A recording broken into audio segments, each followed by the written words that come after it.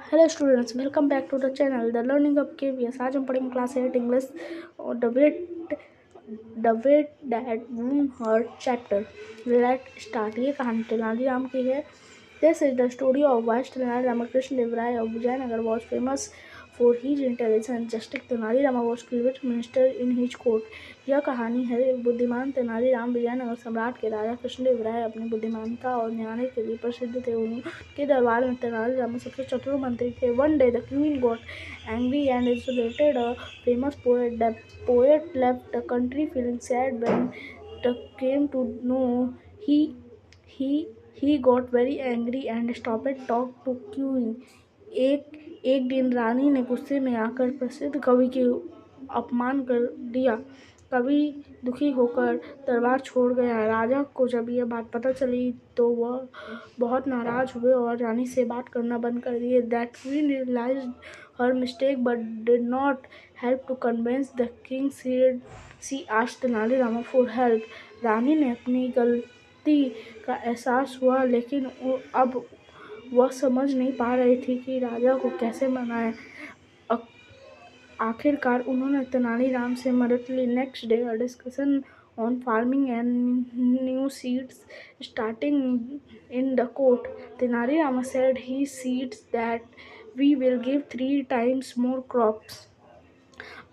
अगले दिन दरबार में खेती और नए बीज पर चर्चे शुरू हुए। सभी मंत्री अपने अपने सुझाव दे रहे थे। तभी तेनालीराम ने कहा कि उनके पास एक ऐसा बीज है जो 3 गुणों से ज़्यादा फसल देगा। He gave a condition that this seed can be sown only person who has never yelled in his life. Tenaliram ने एक शर्त रखी कि बीज को वह व्यक्ति बो सकते हैं जो कभी भी जमाई न ली हो। The king said it impossible to find such a person because young unnatural.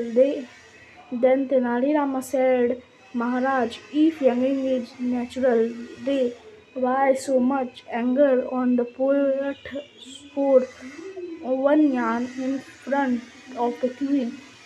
राजा ने कहा कि ऐसा इंसान मिलना संभव है क्योंकि जमाई लेने एक साहित्य बात है। तभी तेनालीराम मुस्कुराकर और बोला, महाराज, जब जमाई लेना सामान्य बात है तो रानी के सामने कवि की जमाई पर इतना गुस्सा क्यों? The king understood his mistake and apologized to the queen. Both becomes happy and everyone the well. राजा को अपनी गलती समझ में आई। उन्हें रानी से माफ़ी मांगने और दोनों के बीच फिर से सब ठीक हो गया। इस चैप्टर से हमें यह सीख मिलती है, कभी कभी गुस्से में हम छोटी बात को बहुत बड़ा बना देते हैं। समझदारी इसी में है कि हमें शांत रहकर दूसरों की भावना को समझना चाहिए।